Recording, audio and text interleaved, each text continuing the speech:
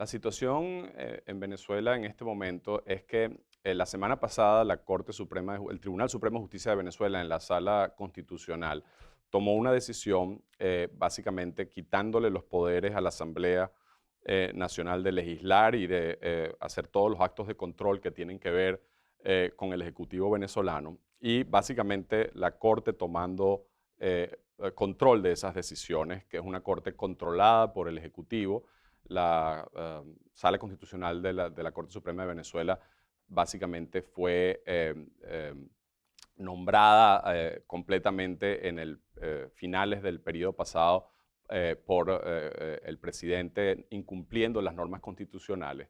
De manera que eso ha generado una crisis tremenda en la relación entre la Asamblea Nacional, controlada por una significativa mayoría de la oposición, y la Corte y el Ejecutivo. Entonces, eso llevó a una masiva condena internacional y a una significativa incremento en las protestas internas dentro del país, que todo esto llevó a que el presidente Maduro retrocediera en un acto muy sorpresivo y pidiera a la Corte básicamente retractarse de parte de esas decisiones. Notablemente no cambió una parte de la decisión que permite al Ejecutivo aprobar negocios petroleros con empresas internacionales, pero en otras áreas sí hubo un cierto paso atrás. Sin embargo, la crisis entre el Ejecutivo y el Legislativo se mantiene porque básicamente la Asamblea Nacional en este momento no tiene ninguna capacidad de ejercer su función legislativa y su función de control con el Ejecutivo, y por lo tanto el conflicto se mantendrá hasta que haya algún tipo de negociación en esta materia.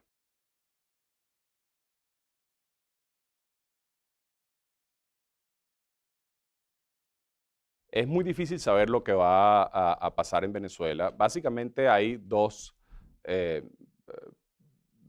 dos caminos, digamos. Uno es un incremento muy significativo en la represión y que el gobierno básicamente decida no negociar con la oposición y con la Asamblea Nacional y decida seguir, avanzar en lo que ha sido el camino de los últimos años hacia incrementando precios políticos, represión, cerrando partidos políticos y básicamente moviéndose hacia una situación en que no hay ningún espacio de participación para la oposición y es una dictadura abierta aislada internacionalmente. Ese camino llevaría sin duda a que la comunidad internacional, que ya ha reaccionado muy agresivamente con los cambios recientes, básicamente aislara a Venezuela y quedarías con muy poco apoyo en la región.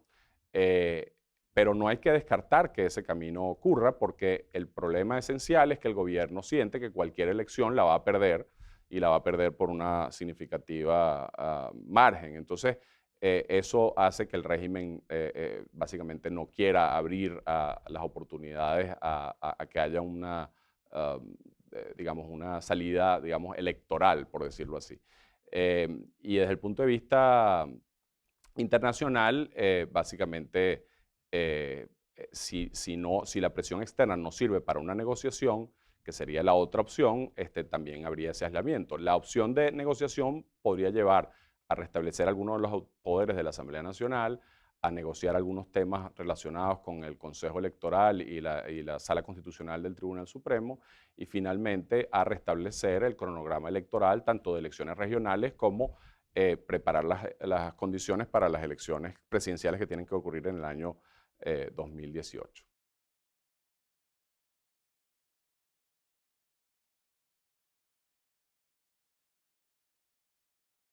Petróleos de Venezuela, que es la empresa estatal petrolera venezolana, está en una situación muy delicada. La situación era crítica incluso previo al colapso del precio del petróleo, pero luego del colapso del precio del petróleo, la situación se ha tornado dramática.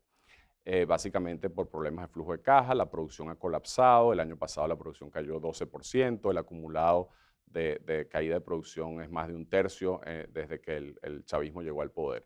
Entonces, la situación dramática llevó a un pragmatismo acelerado de las autoridades de PDVSA y a buscar, digamos, tratos con empresas internacionales que le traigan capital y capacidad de ejecución para evitar que siga cayendo la producción.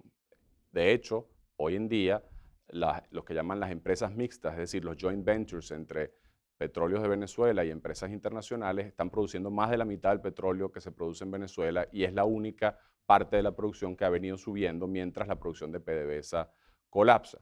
Entonces, los eventos recientes hacen, de hecho, más difícil que ocurra que se pueda atraer inversión extranjera en el sector petrolero porque generan mayor incertidumbre sobre los derechos de propiedad y generan también mayor inestabilidad política. De manera que pareciera que en vez de ayudar la decisión de la Corte que intentaba permitir al gobierno, digamos, acelerar y hacer tratos con empresas internacionales de manera aprobada por el Tribunal Supremo, ahora esto genera una nube de incertidumbre que probablemente haga más difícil atraer sobre todo a las empresas internacionales más respetadas, privadas. Quizás alguna empresa estatal esté dispuesta a participar en este ambiente, pero claramente sus derechos de propiedad se verán bastante comprometidos.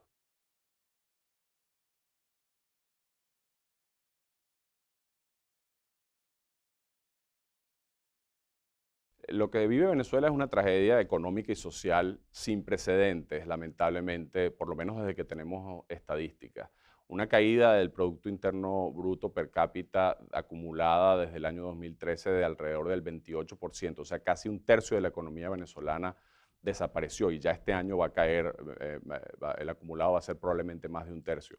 Tenemos una inflación que supera el año pasado, no tenemos cifras oficiales, pero supera 500% y puede ser que sea mucho más. El Fondo Monetario Internacional, de hecho, ha pronosticado una inflación de más del 2000% este año. Yo creo que va a ser menor que eso porque la recesión es tan brutal que eso de alguna forma ha limitado el crecimiento hiperinflacionario.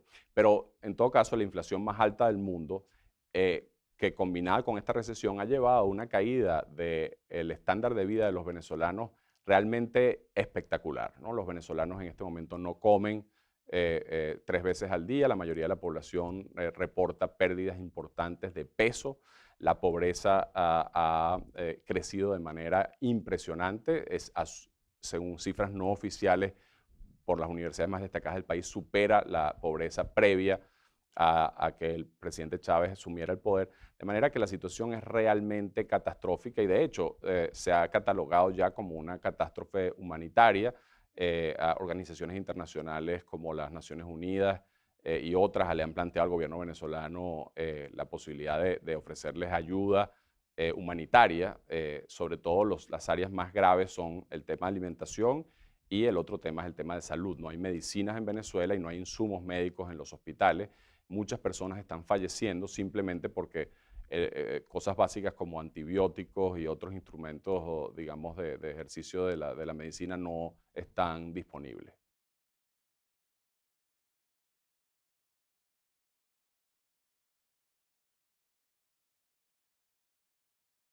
Sí, la presión internacional que claramente se ha intensificado a raíz de lo que se ha sido calificado por muchos países de la región como un golpe de Estado o una ruptura del hilo constitucional en Venezuela. Claramente esto ha llevado a que la Organización de Estados Americanos, la OEA, haya asumido una actitud muchísimo más agresiva, liderizada por su secretario general, Luis Almagro, pero también uno lo puede ver en otras regiones del mundo, la Unión Europea, otros países han también asumido una posición mucho más agresiva, diciéndole a Venezuela que es inaceptable lo que está ocurriendo en términos de control político, de falta de elecciones. Freedom House y otras organizaciones han declarado por primera vez Venezuela un país no democrático. Eso no ocurría en la región, que un país pasara de democrático a no democrático en mucho tiempo. Entonces es una situación que ciertamente la comunidad internacional está actuando mucho más de lo que había venido actuando en el pasado.